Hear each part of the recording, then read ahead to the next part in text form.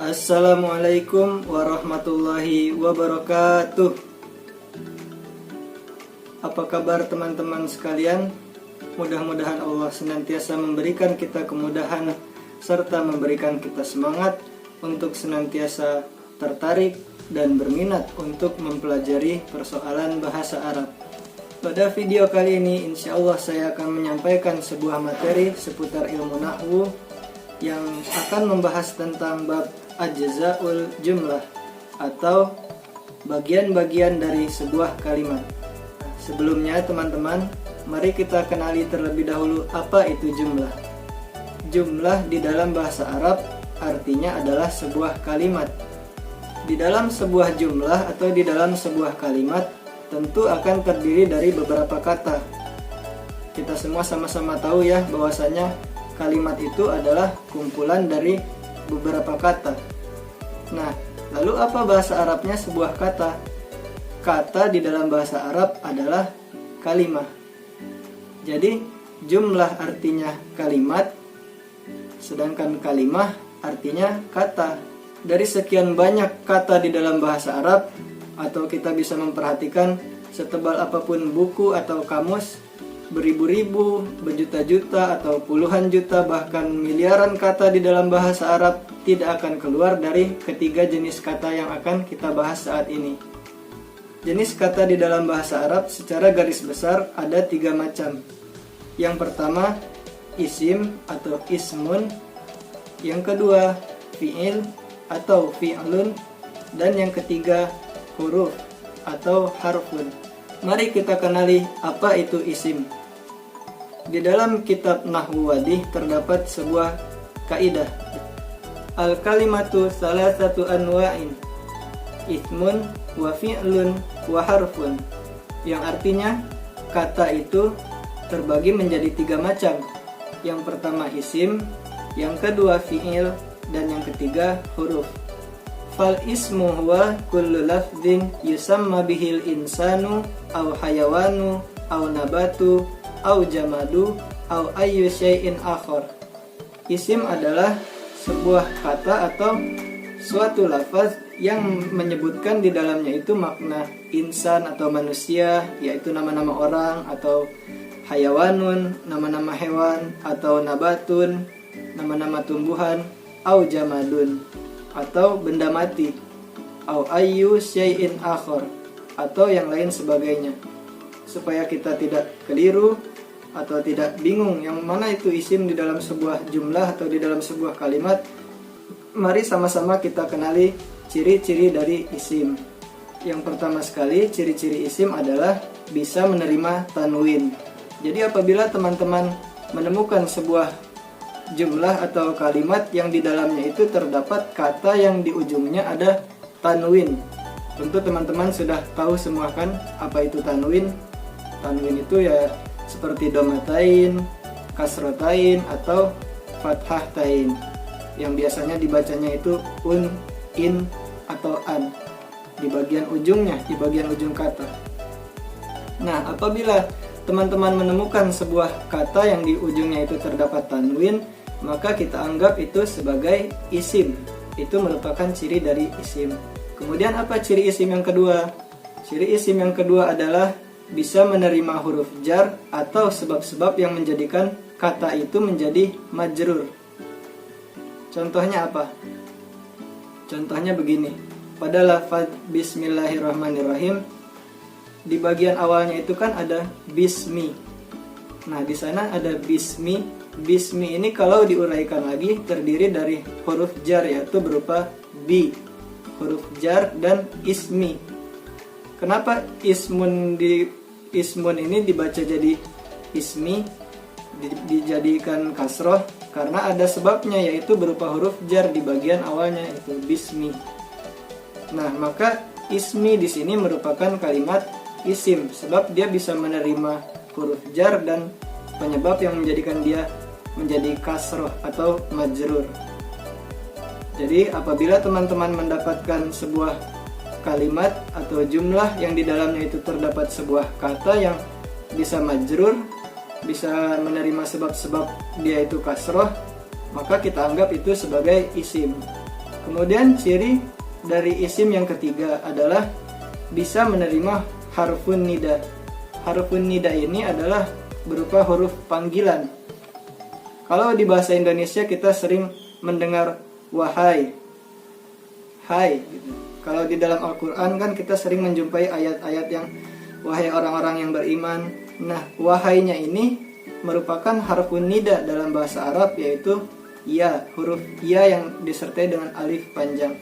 Ya ayyuhalladzina amanu, wahai orang-orang yang beriman. Ya Ahmad, ya Muhammad. Maka Ahmad dan Muhammad ini merupakan isim yang kebetulan mereka ini nama seseorang. Kenapa dia dianggap sebagai isim? Sebab Ahmad dan Muhammad ini merupakan nama orang yang bisa menerima harfun nida. Jadi kalau teman-teman menemukan sebuah kata di dalam kalimat yang bisa menerima harfun nida, kita anggap itu sebagai isim. Kemudian ciri isim yang keempat adalah bisa disandarkan dengan isim lainnya di dalam satu kalimat ya, di dalam satu jumlah. Dia itu bisa disandarkan dengan isim lainnya, atau lebih dikenal dengan istilah idhofah. Di dalam bahasa Arab ada pembahasan khusus bab idhofah. Tapi saat ini kita bahas ciri-ciri isim dulu ya. Nah, contohnya seperti apa? Ketika teman-teman menemukan sebuah kalimat yang di dalamnya itu mengandung kata-kata misalkan baitul akli. Baitun di sini merupakan isim. Sebab dia bisa disandarkan dengan isim lainnya, yaitu al-akli. Al-akli juga merupakan isim. Nah, itu merupakan ciri-ciri isim ya, bisa disandarkan dengan isim lainnya. Baitul akli. Contoh lainnya, babul fasli, yang artinya pintu kelas. Babun merupakan isim, sebab bisa disandarkan dengan isim lainnya, yaitu al-fasli. Al-fasli juga merupakan isim. Kemudian yang berikutnya, ciri isim yang kelima adalah bisa menerima alif lam. For your information ya teman-teman, bahwasanya alif lam ini terbagi menjadi dua macam. Yang pertama, alif lam al-qamariyah, dan yang kedua, alif lam asyamsiyah. Kita bisa membedakan antara kedua alif lam ini cukup dengan satu tanda, yaitu berupa tanda tasydid. Bagaimana kita membedakannya? Nah, sebagai contoh ya, dari namanya itu sendiri al-qamariyah. Pada kata al-qamar yang artinya bulan, kita perhatikan di huruf ketiganya atau di huruf yang setelah huruf alif lam. Huruf setelah huruf alif lam pada kata al-qamar ini berupa huruf qaf. Nah, pada huruf qaf ini tidak terdapat tasydid, maka ciri dari alif lam al-qamariyah adalah tidak adanya tasydid di huruf ketiga atau di huruf setelah alif lam tersebut. Adapun alif lam asyamsiyah, pada kata asyamsiyah itu sendiri, pada huruf ketiganya kita perhatikan huruf ketiganya itu atau huruf yang setelah huruf alif lamnya itu terdapat tasydid, yaitu pada huruf sya-nya itu terdapat tasydid. Maka ciri dari alif lam asyamsiyah ini terdapat tasydid. Jadi hanya tasydid tersebut saja yang membedakannya. Nah, perlu kita ketahui juga bahwasanya ciri dari isim ini apabila dia sudah terdapat tanwin, maka dia tidak akan menerima alif lam lagi. Begitupun sebaliknya. Dan apabila dia ada alif lam, maka di ujungnya tidak memakai tanwin lagi. Itu dinamakan dengan isim ma'rifah dan nakirah. Hanya persoalan kata umum dan kata khusus. Contohnya begini, pada kata al-masjidu dan kata masjidun, apa perbedaannya? Kata al-masjidu ini merupakan kata khusus yang dicirikan dengan alif lam tersebut, maka dia tidak menerima tanwin lagi di ujungnya. Begitupun dengan kata masjidun. Kata masjidun ini di awalnya tidak terdapat alif lam, tapi di ujungnya ada tanwin. Nah, ini maknanya dia itu kata nakirah, yaitu kata yang masih umum. Kemudian berlanjut ke jenis kata yang kedua, yaitu berupa fi'il atau fi'lun. Wal fi'lu huwa kullu lafzin yadullu ala husuli amalin fi zamanin khosin. Jadi teman-teman, fi'il ini adalah setiap lafaz yang menunjukkan pada makna suatu pekerjaan, yang mana pekerjaan ini terikat dengan waktu-waktu tertentu. Nah, waktu di dalam bahasa Arab itu untuk kata pekerjaan ini terbagi menjadi 3 waktu. Yang pertama, waktu telah lampau. Yang kedua, waktu sekarang. Dan yang ketiga, waktu yang akan datang. Nah, perbedaan antara isim dengan fi'il itu, kalau isim dia tidak terikat dengan waktu, tidak membahas persoalan waktu, tidak terbedakan oleh waktu begitu. Sedangkan fi'il sangat terikat dengan waktu. Jadi apabila ada perbedaan dari segi waktu, maka akan ada perbedaan pula dari segi katanya di bagian fi'il ini. Contohnya, misalkan begini, pada kata qara'a yaqra'u. Kata qara'a yaqra'u ini artinya membaca. Qara'a artinya telah membaca, yaqra'u sedang membaca atau akan membaca. Qara'a merupakan fi'il madi yang maknanya itu telah dikerjakan. Jadi kalau ada kata qara'a, misalkan qara'a Ahmad al-kitabah, Ahmad telah membaca sebuah kitab. Nah, qara'a di sini artinya telah dikerjakan. Itu artinya Ahmad telah membaca kitab tersebut. Sedangkan kalau fi'il mudhari, contohnya yaqra'u Ahmad al-kitabah, Ahmad sedang membaca kitab, artinya sedang dilakukan.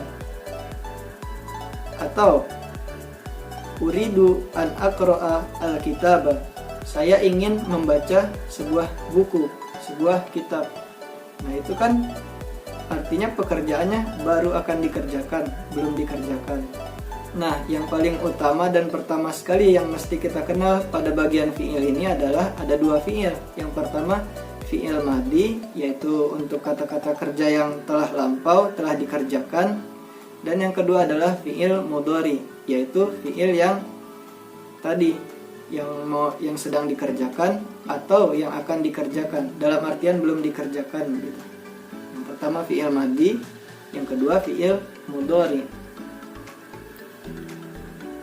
Kemudian yang berikutnya, jenis kata yang ketiga, yaitu berupa huruf. Wal harfu huwa kullu lafzin la yadhharu ma'nahu kamilan illa ma'a ghairihi. Nah, huruf ini adalah bagian dari sebuah kalimat yang apabila kata tersebut tidak disertai atau diiringi dengan kata lain, maka maknanya tidak akan sempurna. Contohnya begini, pada kalimat buku di atas meja. Nah, apabila teman-teman menemukan kalimat buku di atas meja, tetapi hanya ada kata di atasnya saja, tidak disertai dengan buku, tidak disertai dengan meja, maka kira-kira apakah teman-teman dapat mengerti apa makna dari atau apa maksud dari kalimat tersebut? Tentu tidak. Nah, misalkan dalam contohnya pun dalam bahasa Arab, al-kitabu alal maktabi, buku di atas meja. Tetapi kalimat yang ditemukan tidak ada al-kitabu dan tidak ada maktabi, hanya alanya saja. Pasti teman-teman akan kebingungan apa maksud dari ala ini. Nah, maka ala ini berupa huruf. Maka ala ini kedudukannya adalah sebagai huruf, yaitu huruf jar. Sebab kata ala ini maknanya tidak akan sempurna apabila tidak disertai dengan kata lainnya, yaitu kata al-kitabu dan al-maktabi. Jadi apabila teman-teman menemukan bagian dari sebuah kalimat yang kata itu tidak sempurna maknanya apabila tidak diiringi atau disertai dengan kata lainnya, maka itu kita anggap sebagai huruf. Nah teman-teman, itulah tadi mengenai 3 jenis kata di dalam bahasa Arab secara garis besar. Dan penting ya, perlu kita ketahui juga, perlu kita ingat bahwasanya ketiga jenis kata ini akan melahirkan jenis-jenis katanya masing-masing. Seperti isim akan melahirkan yang namanya isim isyarah, isim alam, isim maf'ul, isim alat, dan masih banyak isim yang lainnya. Begitupun dengan fi'il, huruf pun begitu. Mudah-mudahan kita memiliki kesempatan untuk mempelajari lebih lengkap lagi seputar bahasa Arab atau mempelajari lebih mendalam lagi tentang ilmu bahasa Arab. Nah teman-teman, cukup sekian yang dapat saya sampaikan pada video kali ini. Mudah-mudahan video ini dapat mendatangkan banyak manfaat, khususnya bagi diri saya pribadi dan umumnya bagi teman-teman sekalian atau banyak-banyaknya orang di muka bumi ini. Akhirul kalam, wabillahi taufiq wal hidayah. Wassalamualaikum warahmatullahi wabarakatuh.